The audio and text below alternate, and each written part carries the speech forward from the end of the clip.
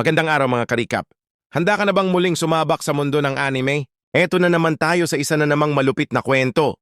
Kung gusto mong ma-shoutout sa next video o may gusto kang ipa-recap na anime, i-comment mo lang sa baba.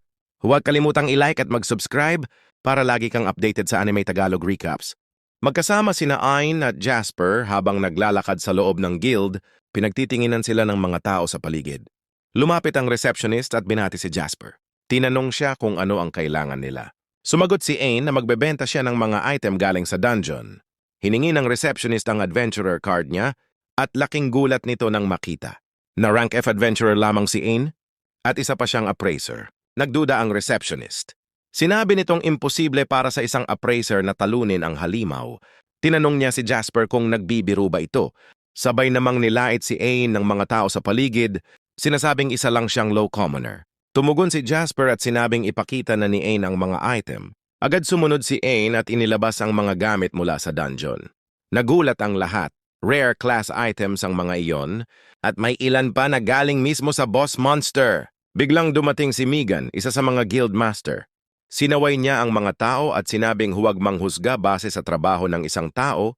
Napansin ni Megan ang mata ni Ain. Nagulat si Ain, alam pala ni Megan ang tungkol sa kanyang prosthetic eye. Humingi ng tawad ang receptionist kay Ain dahil hindi siya agad pinagkatiwalaan. Nagpaalam si Megan at sinabing magkikita pa sila.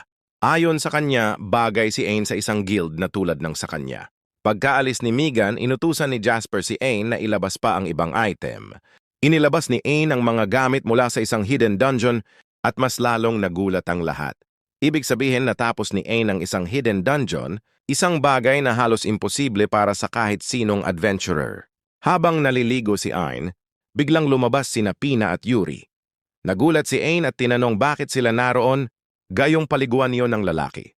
Biglang lumabas si Ursula at sinabing huwag hahawakan ni Ain si Yuri dahil buburahin daw niya ito sa mundo.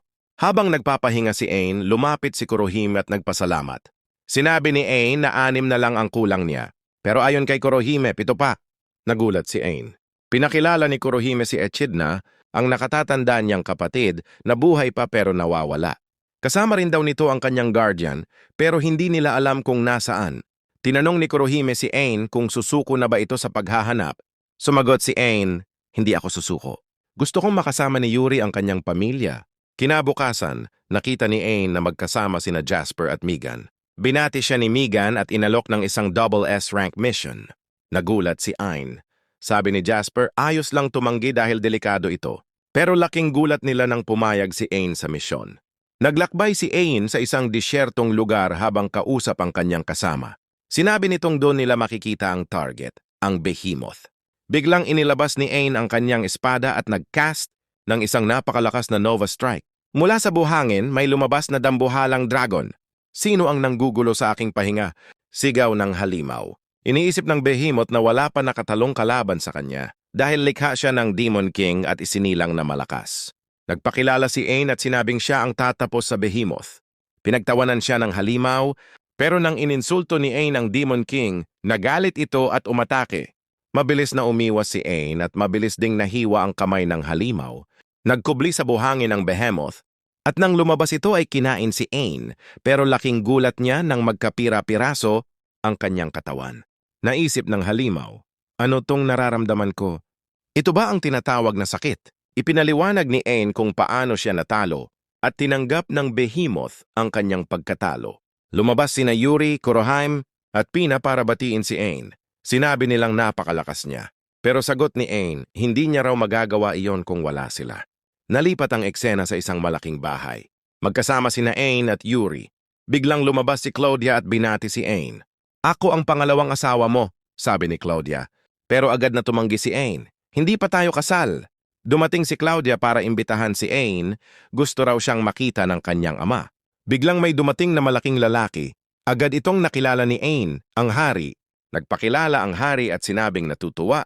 Siya na ang mapapangasawa. Ng anak niya ay isang kilala at malakas na tao. Naguluhan si Ain. Ano pong ibig niyong sabihin? Ayon sa hari, nalaman niya mula kay Megan na tinalo ni Ain ang ancient dragon Behemoth at totoo pala ang sinabi ng kanyang anak. Lumuhod ang hari sa harap ni Ain at taos-pusong nagpasalamat sa lahat ng ginawa nito. Nagpasalamat din ang hari kay Yuri. At bago siya umalis, binigyan niya si Aang ng isang royal emblem o isang pantanda na maaari niyang gamitin sa kahit anong lugar. Sinabi ng hari, gamitin mo yan. Kahit saan ka magpunta, kikilalanin ka. Sa isip ni Aang, dahil dito, mas madali ko nang mahahanap ang pamilya ni Yuri. Sa bayan, pinag-uusapan ng lahat ang tagumpay ni Aang, isang appraiser na tumalo sa Behemoth. May isang lalaking ang pangalan ay Zoid na galit na galit. Isa siyang basura, sabi niya. Sa isip niya, kasalanan ni Aang ang lahat ng nangyayari sa kanya. Biglang may lumapit na mahiwagang nilalang kay Zoid. Ipapahiram ko sa iyo ang aking lakas. Nagpakilala ito bilang isang espiritu. Ako si Echidna. Kung gusto mong ma-shoutout sa susunod na video, i-comment mo lang sa baba. At kung may anime kang gusto ipa-recap, sabihin mo rin, baka yan na ang isunod natin. Like, share at huwag kalimutang mag-subscribe. Hanggang sa susunod na kwento mga kareka.